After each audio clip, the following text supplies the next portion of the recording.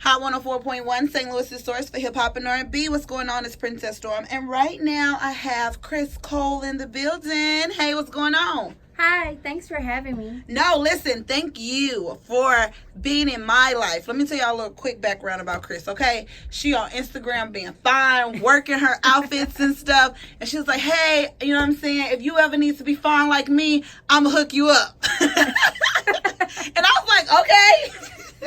So we met each other on Instagram. So I always ask people this question. And this is going to be my first question. Do you feel like social media is a curse or a blessing?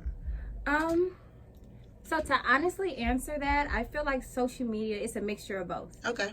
The blessing is that thanks to social media, entrepreneurs are able to market and brand themselves in a way that we couldn't without social media. For real. We're able to network. We're able to kind of get our foot in the door, meet new people, new opportunities. And I would say like the thing that can be discouraging about it is the negativity. Yeah. You know, sometimes I'm scrolling down Facebook or on Instagram and I want to see positivity, but it's so much violence going on and stuff like that that can really affect how you feel. Yeah. So although it's a blessing, it's like pros and cons with it. Okay. No, I feel you. Because I'm like, you know, if it wasn't for the internet, I feel like I wouldn't have met so many dope people. You know what I mean? And some of these people I never really met before, but I feel like I know them. You know what I mean? Because you done see them on Instagram. You done seen their kids' first day of school. You done seen the kids' 16th birthday. You like, oh my God, like this my cousin. And don't even know the person. Right. So how did you get into fashion? So I've been sewing, self-taught since about the 3rd grade. Okay. I don't know how I really started, but I know one day my aunt gave me a bag and it was full of all sewing needles. Okay. From there, I used to go home and cut my school pictures and like sew them to pieces of fabric.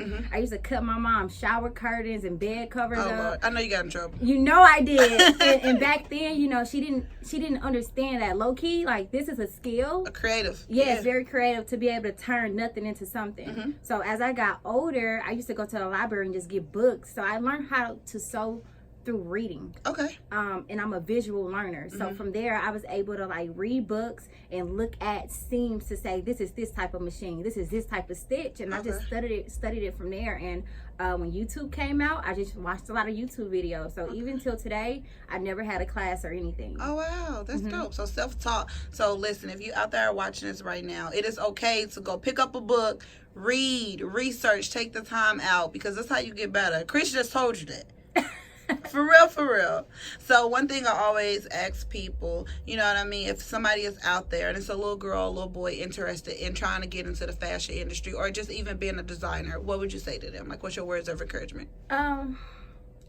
So my first, and it's to be a designer, and also to anything else would be to reach out to the, like, okay, so if you're really young, you need that guardian approval, reach out to them and let them know that you're interested. Okay.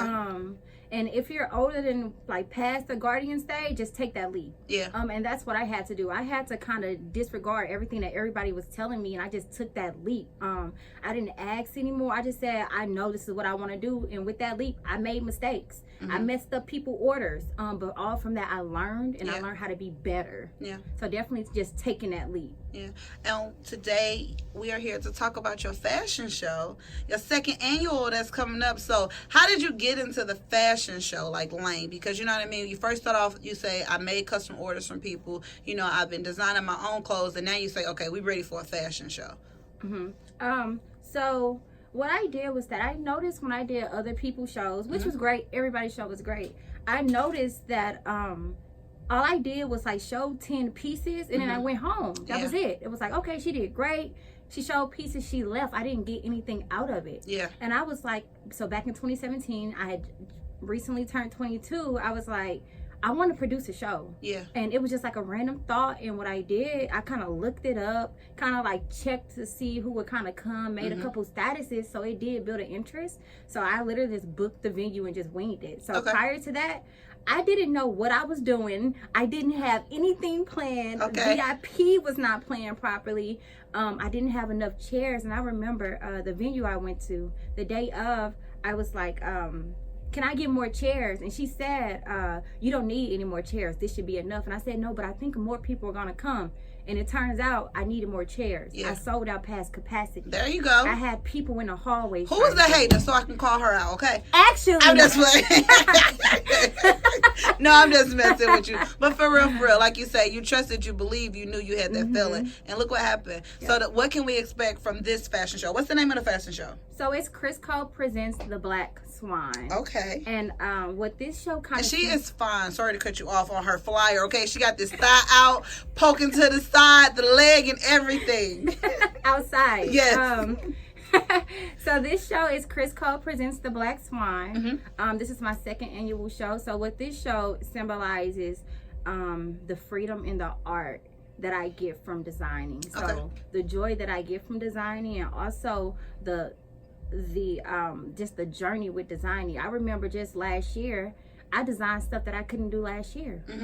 So this collection is not only showing my new skill set and new project, but it's just showing me evolving, and like I'm at a better place and I'm happier. And it also kind of shows that dark side that I once was at. So majority of my collection is dark, and then when you get towards the end, it's more vibrant. It's more warming and loving. Okay, it tells a story. Yes. Okay, so where can they get some tickets if somebody's interested in coming to the show?